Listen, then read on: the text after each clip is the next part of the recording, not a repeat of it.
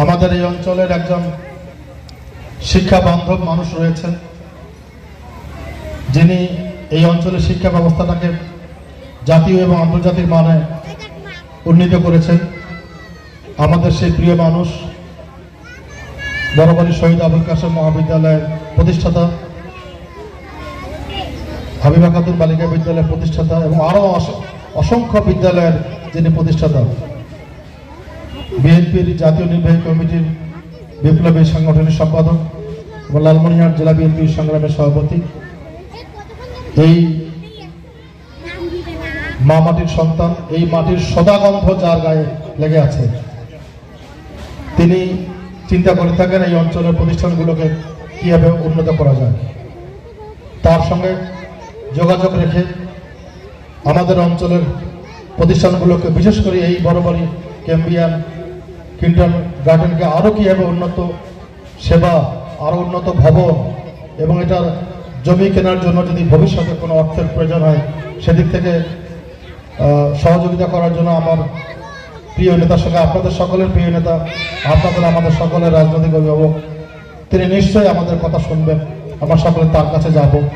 প্রয়োজনে আজকে হাউজে যারা আছেন এরকম একটা দিন করব, আমরা সবাই মিলে তার কাছে যাব যে এই প্রতিষ্ঠানটার জন্য একটা স্বতন্ত্র ক্যাম্পাস হওয়া দরকার, সেই জন্য আপনি আমাদেরকে সহযোগিতা করবেন। নিশ্চয়ই উনি সেটা করবেন।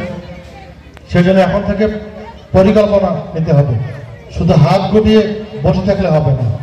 আমি এই প্রতিষ্ঠানের উত্তরোত্তর সমৃদ্ধি কামনা করছি। আবারও বলছি, এখানকার শিক্ষক যারা রয়েছেন তারা যাতে দরদ দিয়ে লেখাপড়া করেন। এইখানে শিক্ষকতা করতে এসে ক্লাসে যখন ঢুকবেন, আমি অনুরোধ করব প্রত্যেকটা শিক্ষক মোবাইল বন্ধ রেখে, মোবাইল প্রিন্সিপালের চেম্বারে মোবাইল রেখে আপনার ক্লাসে যাবেন। মোবাইল যেন ব্যাগের মধ্যে না বাজে। হোয়াইট বোর্ডে ক্লাস করতেছেন, পড়াশোনা করতেছেন, মোবাইল বাজে উঠলো, বাইরে গিয়ে কথা বলে আসতেন, স্বামী ফোন দিছে, ছেলে ফোন দিছে, ছোট মেয়েটা বাড়িতে কাঁদতেছে, আপনার কিন্তু ক্লাসের প্রতি আর টান থাকবে না। এগুলো কিন্তু প্রিন্সিপালকে খেয়াল রাখতে হবে। তাহলে এখানে যে মায়েরা আছে, বাবারা আছে, তারা জানবে যে না, এখানে লেখাপড়া ভালো হয়। তখন এই শিক্ষা প্রতিষ্ঠানটা মাথা উঁচু করে দাঁড়াতে পারবে। আর সেই দিন নিশ্চয়ই আজ থেকে 10 বছর পরে এখানকার প্রিন্সিপাল বললেন যে 100 বছর পূর্তি এখানে করা হবে।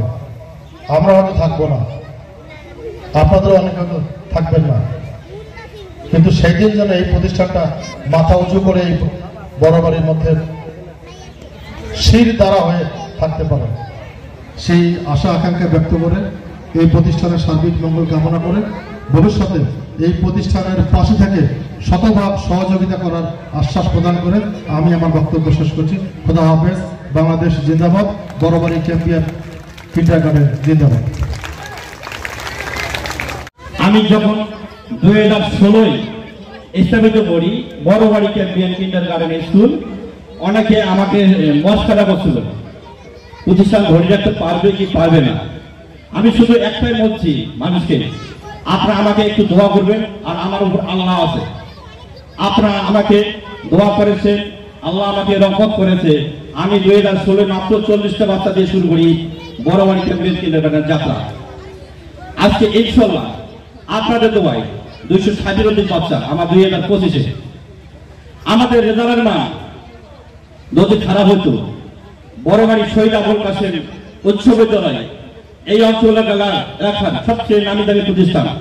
এখানে আমাদের বাচ্চা 1 থেকে 10 বরাবর থেকে যাচ্ছে। যখন লিখিত পরীক্ষা ছিল লটারির আগে, 1 থেকে 10-এর মধ্যে এই বড়বাড়ি ক্যাম্পিয়ান কিন্ডারগার্টেন বাচ্চা বরাবর ছিল। আমাদের বাচ্চা ভালো ভালো ভার্সিটিতে চান্স পেয়েছে, পড়তেছে। ক্যাম্পাসে বর্ডার গার্ড এইরকম প্রতিষ্ঠান আমাদের এখানকার বাচ্চা পড়াশোনা করতেছে।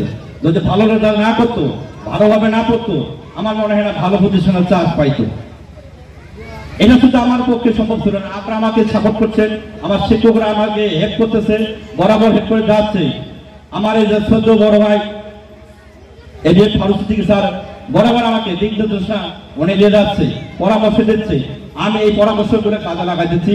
সামনের জন্য আমি আরো ভালো কিছু করতে পারি, ভালো কিছু আপনাদেরকে উপহার দিতে পারি।